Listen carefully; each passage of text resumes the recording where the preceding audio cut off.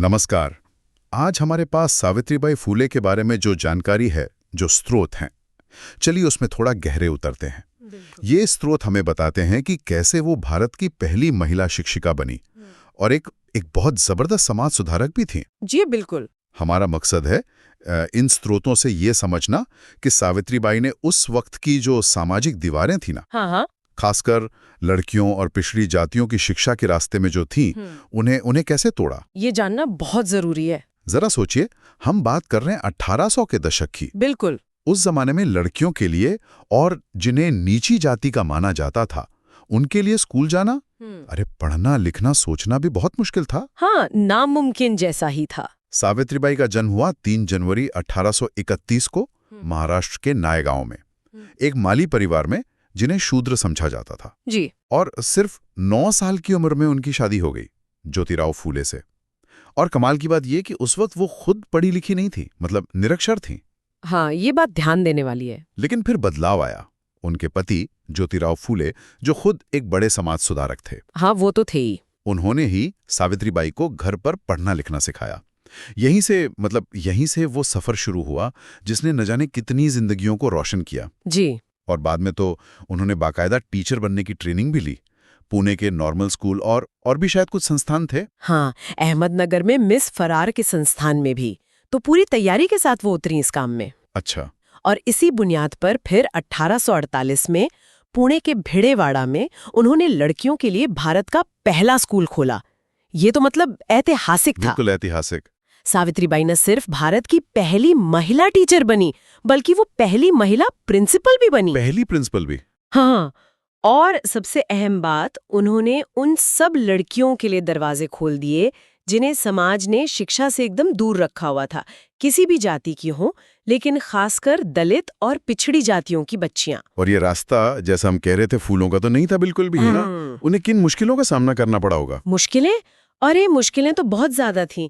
आप सोचिए, रोज जब वो स्कूल जाती थीं, हाँ। तो समाज के जो ठेकेदार थे, मतलब जो लड़कियों की पढ़ाई के एकदम खिलाफ थे, वो उन पर ताने कसते थे, गालियां देते थे। सिर्फ बातें ही? नहीं, बात गालियों से आगे बढ़ गई। हद तो तब हो गई जब लोगों ने उन पर पत्थर फेंकना शुरू कर दिया। गोबर और कीचड़ फेंकते थे उनके ऊपर। हे भगवान, पत्थर और कीचड़ रोज रोज? उन पर इल्जाम ये लगाया गया कि वो भारतीय संस्कृति को बिगाड़ रही हैं। सोचिए जरा। ये तो मतलब अविश्वसनीय लगता है आज सुनने में। मैंने कहीं पढ़ा था कि इस रोज रोज की गंदगी से बचने के लिए वो अपने साथ एक एक्स्ट्रा साड़ी लेकर चलती थी, स्कूल पहुंचकर बदलने के लिए।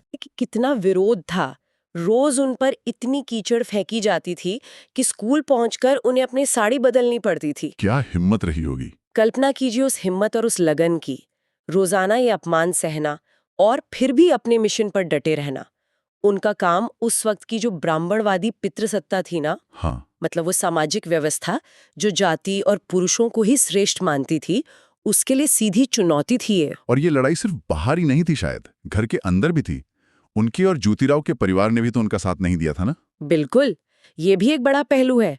ज्योतिराव के परिवार ने, उनके पिता ने उन्हें घर से निकाल दिया था। निकाल दिया था? हाँ, सिर्फ इसलिए कि वो अपनी पत्नी को पढ़ा रहे थे और जाति व्यवस्था के खिलाफ आवाज उठा रहे थे।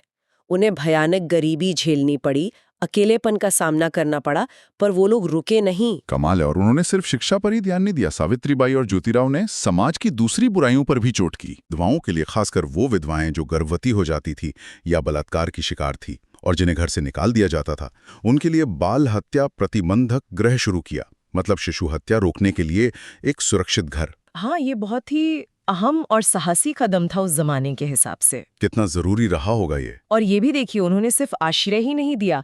एक ब्राह्मण विधवा का बेटा था यशवंत, उसे उन्होंने गोद लिया। अच्छा, गोद लिया। हाँ, उस वक्त अंतरजातीय संबंधों की बात तो सोच भी नहीं सकते थे। ऐसे में एक ब्राह्मण बच्चे को गोद लेना ये अपने आप में क्रांतिकारी था। सही कहा। उन्होंने महिलाओं को जगाने के लिए कविताएं भी लिखीं।